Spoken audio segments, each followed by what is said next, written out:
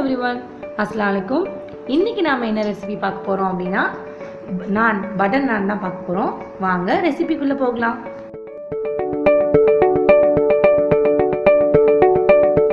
நான் செய்கிறதுக்கு முதல்ல ஈஸ்ட்டை ஆக்டிவேட் பண்ணிக்கலாம். நான் ஒரு ஸ்பூன் இன்ஸ்டன்ட் ஈஸ்ட் வச்சுருக்கேன். நீங்கள் அப்படி சாதாரண ஈஸ்ட் வச்சுருந்தீங்க அப்படின்னா அதை வார்ம் மில்கில் சுகர் ஆட் பண்ணி ஆக்டிவ் பண்ணிட்டு தான் ஆட் பண்ணணும். இதை நாம் சும்மாவே ஆட் பண்ணிடலாம். ஒரு ஸ்பூன் எடுத்துக்கிறேன். அடுத்தது ஒரு ஸ்பூன் சுகர் மட்டும்தான் ஈஸ்ட்டை வளர்க்கும். அதனால கண்டிப்பாக சுகர் ஒரு ஸ்பூன் ஆட் பண்ணிக்கணும். அடுத்தது ஒரு 1/4 ஸ்பூன் உப்பு. அடுத்தது இதில் நாம் ஒரு 1/2 டம்ளர் தண்ணி ஊற்றிக்கலாம். இது நல்லா மிக்ஸ் பண்ணிவிட்டு ஒரு 2 மினிட்ஸ், ஜஸ்ட் ஒரு 2 மினிட்ஸ் இது நல்லா ஆக்டிவ் ஆகிற மாதிரி வச்சுருங்க. இதை ஆக்டிவ் பண்ணணும்னு அவசியம் இல்லை. ஒரு 2 மினிட்ஸ் வச்சுருந்துட்டு அதுக்கப்புறமா மாவு கலந்துடலாம். அடுத்ததான் இதில் நாம் 1 கப்பு மாவை ஆட் பண்ணிக்கலாம். அடுத்தது நாம் இதை நல்லா இப்போ மிக்ஸ் பண்ணிக்கிடலாம்.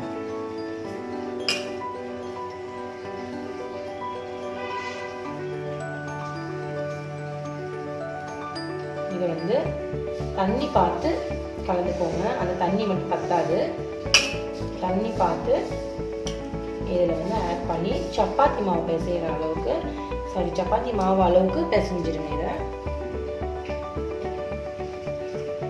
இந்த மாதிரி நல்லா சப்பாத்தி மாவு அளவுக்கு நீட்டாக பிசைஞ்சு எடுத்துக்கோங்க.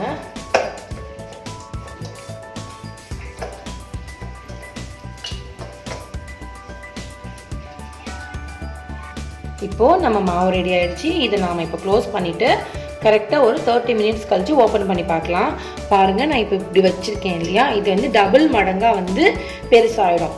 நல்லா அந்த ஈஸ்ட்னால நல்லா ரைஸ் ஆகி நல்லா பெருசாக இருக்கும். வாங்க ஒரு 30 மினிட்ஸ் கழித்து பார்க்கலாம்.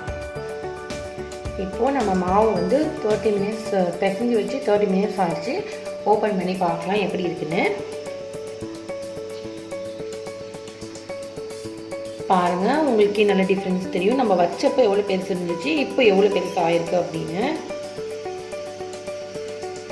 இவ்வளோ இப்படி இருக்கு. இதை நான் லைட்டாக இது பண்ணால் திரும்பவும் பழைய மாவு மாதிரி ஆகிடும். அதுக்கப்புறமா நம்ம இதை மைதா மாவு போட்டு பிசைஞ்சிக்கலாம். ஜஸ்ட்டு கொஞ்சம் மாவு போட்டு இதுக்கு மேலே நம்ம போட்டு பிசைஞ்சிக்கலாம், கையில் ஒட்டாமல் இருக்கிறதுக்காக.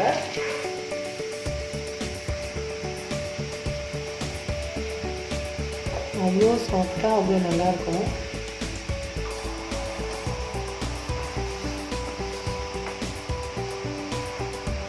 இப்போ நம்ம இதை கட்டையில் வச்சு தேய்ச்சி எடுத்துடலாம்.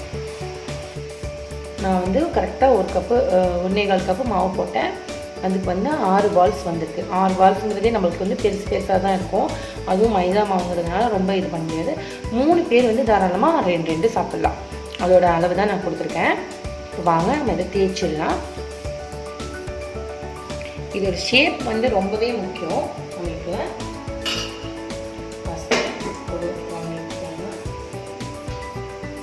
இதில் கொஞ்சமாக மாவு போட்டுக்கோங்க. ஒட்டாமல் இருக்கிறதுக்காக இந்த மாவு போடுறோம்.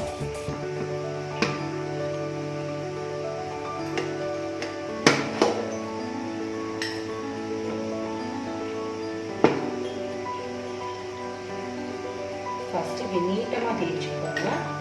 அதுக்கப்புறமா இப்படி ரைட் சைடு கொஞ்சம், இதுக்கப்புறமா இப்படி லெஃப்ட் சைடு கொஞ்சம். அதாவது ஒரு பக்கத்தை மட்டும் தேய்ச்சி இப்படி வச்சு வைங்க. ஒரு பக்கத்தை நீல வாக்கிலேயே விட்டுருங்க.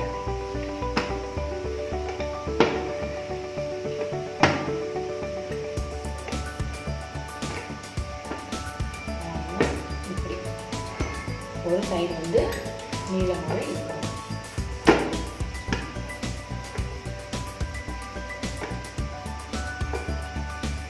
நான் சாப்பிட்ருக்க எல்லாருக்குமே தெரியும், நானோட ஷேப் இந்த மாதிரி தான் இருக்கும்.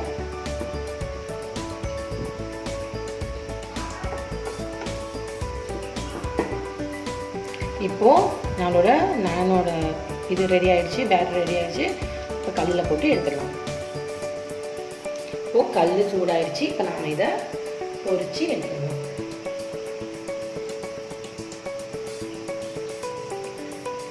பாருங்க, ரொம்பவே ஈஸி. இது தந்தூர் இருக்கணும்னு அவசியம் இல்லை, ஓவன் இருக்கணும்னு அவசியம் இல்லை. நம்ம கல்லிலே போட்டு வீட்டிலேயே ஹோம்மேட் நான் சூப்பராக செய்யலாம். கொஞ்சம் வாட்டினதுக்கு அப்புறமா இதில் பட்டர் ஆட் பண்ணிக்கலாம். நான் ஹோம்மேட் பட்டர் ஆட் பண்ணுறேன். நீங்கள் வெளியில் வாங்குற எந்த பட்டர் வேணுமாலும் ஆட் பண்ணிக்கலாம். இதோட டேஸ்ட்டே முக்கால்வாசி பட்டர் கொடுக்கக்கூடிய டேஸ்ட்டு தான்.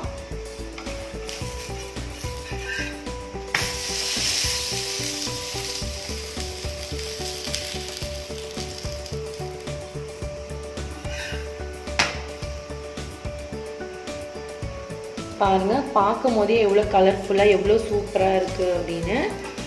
நம்மளோட நான் ரெடி ஆகிடுச்சு. இவ்வளோதான். நாம் இதை எடுத்துடலாம். இந்த மாதிரியே நம்ம எல்லா நானையும் பொரிச்சு எடுத்துடலாம்.